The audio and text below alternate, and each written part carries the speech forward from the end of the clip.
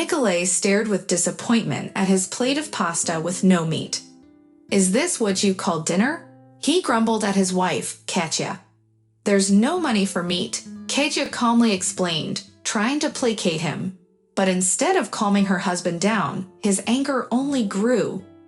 "Where did you spend it all? Nails and rags again?" Nikolay accused, his frustration evident. "I just gave you my paycheck." Katya glanced at her unpainted nails, a sign of their financial struggles. With a sigh, she responded calmly, "Firstly, you gave me your paycheck 3 weeks ago, and it was all spent on groceries. I used my paycheck to pay the utilities and the loan. I didn't buy any rags for myself." Yes, you didn't. I trusted you," Nikolay exclaimed in frustration. Silently, Katya began to eat her meal. She was tired of these constant arguments and her husband's dissatisfaction. The perpetual money troubles and his unwillingness to find a better-paying job weighed heavily on her. "To earn more money, you need to work harder," he yelled. "Am I supposed to work like a horse from morning till night? Maybe you should spend less on your beauty salons." "Well, I do work 2 jobs, even though I'm not a horse either," KJ replied quietly. "What do you think I do all day? Just sit and talk to chickens. My job requires hard work too. If it's so easy, then go find a job like mine. Sit around, do nothing, and get paid," Nikolay retorted. Katya had some savings set aside, but she was saving them for a new coat. Not because she wanted one, but because she felt embarrassed to show up to work in her worn-out coat. She did her best to hide the stains and sew back buttons, but it was clear that it was time for a replacement. The next day, Katya went to the store and purchased a chicken using money that had been set aside. She reassured herself, thinking, "It's nothing. This month, they promised a bonus. I'll add that to it." However, her husband was not impressed by the chicken.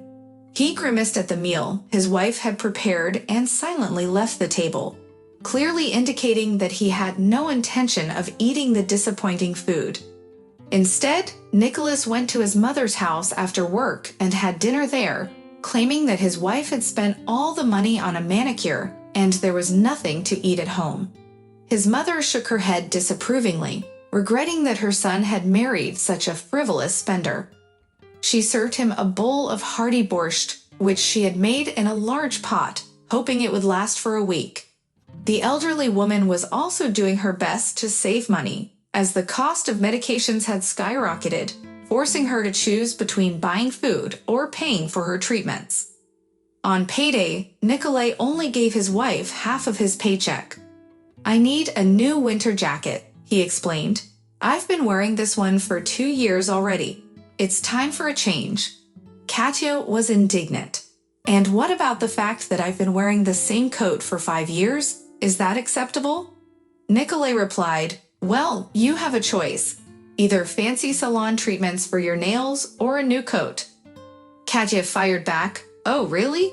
And what about the loan? And the utility bills? Who do you think is responsible for paying those?"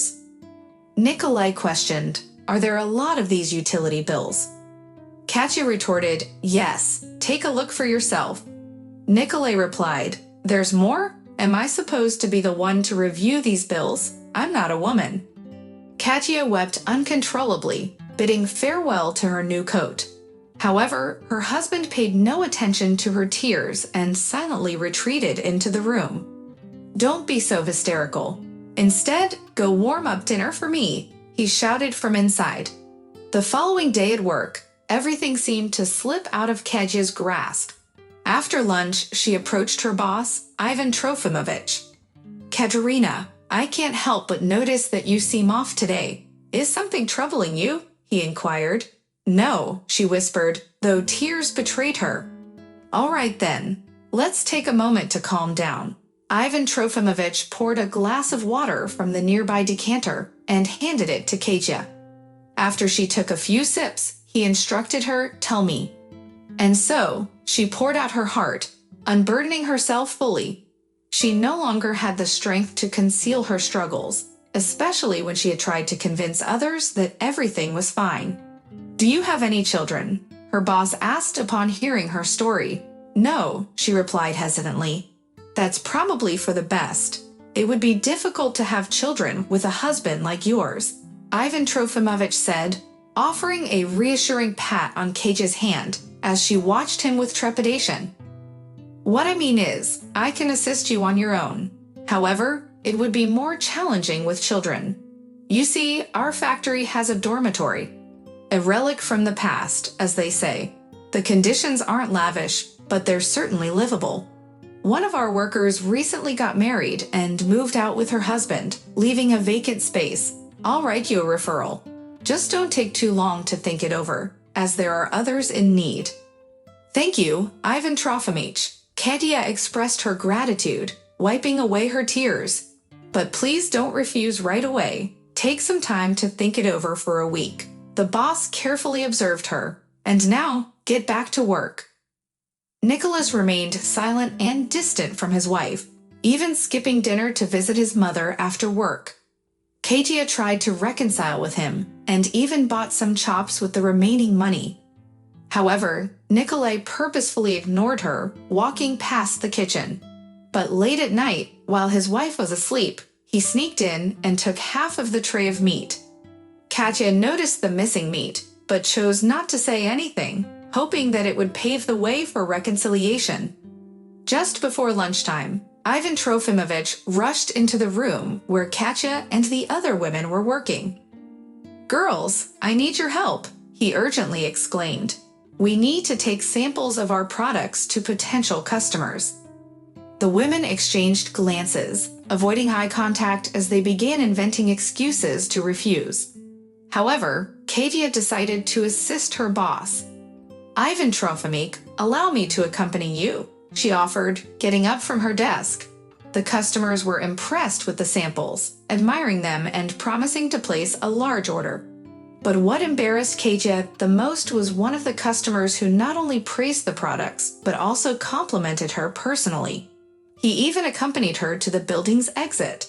"Catherine, can we meet again sometime?" he asked, quickly adding, "Of course, for business purposes. Come and pay us a visit at the factory." Katerina beamed, her spirits lifting as she strolled leisurely toward the bus stop. Suddenly, she spotted Nikolai entering a nearby establishment with another gentleman. Curiosity piqued, Katya cautiously approached and observed the sign. It was a cafe. Through the expansive window pane, she watched her husband devouring his meal with gusto. Determined to uncover the source of Nikolai's cafe funds, she decided to venture inside the establishment. In an effort to avoid causing a scene, Katya opted to eavesdrop on their conversation first. Perhaps the other man was treating her husband in gratitude. The tables were separated by small partitions, and Katya settled down at one of them. "The ribs are exquisite today," the stranger exclaimed.